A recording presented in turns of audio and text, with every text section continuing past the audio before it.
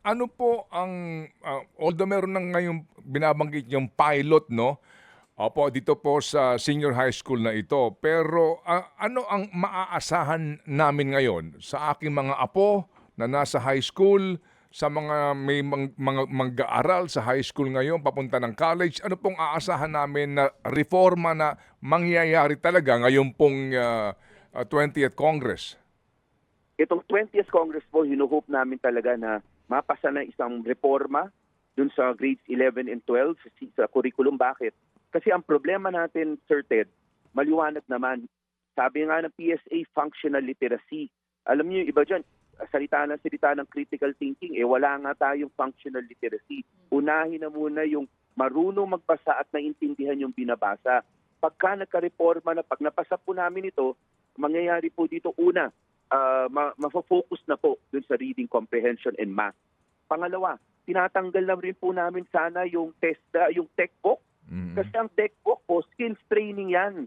Ang nangyayari po ngayon, NC2, puro NC2 po ang binibigay ng Department of Education. Tingnan nyo rin po, Sir Ted, yung courses nila. Cooking, ang courses nila cooking, ang courses nila yung sa hair fashion.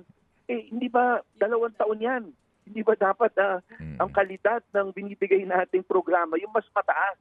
Kaya sabi natin, kung ganyan lang naman pala at hindi mai-improve ng DepEd yan, ba't hindi na lang natin idiretso na sa industriya?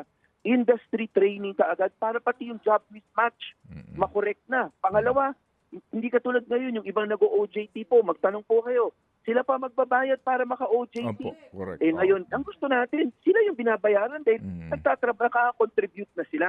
Kaya yun po yung mga reforma na makikita po natin. Pero yung pinaka-importante, yung curriculum change. Opo. Babawasan na po natin at sisiguraduhin natin nakafocus tayo doon sa tinatawag natin marunong magbasa at naintindihan yung binabasa, mathematics, grade level appropriate. Mangyayari na ho ba, so Congressman, mangyayari na ho ba na ang high school 4 na taon na lamang at maaari nang makadiretso po sa 4 na taon po na kagaya dati ng kolehiyo, yung bata at yung 11 at 12 ay magiging ano na lamang, optional? Paano po?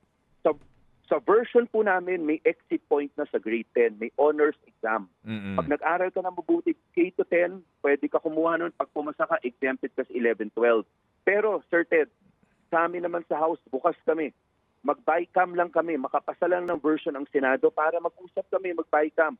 Kung mas maganda yung proposal nila na gawing optional na completely 11 and 12, hindi naman po kami para humarang doon. Kung yun talaga yung ikabubuti talaga ng ating education system. Pero importante, magpasa sila ng version para meron kami pag-usapan.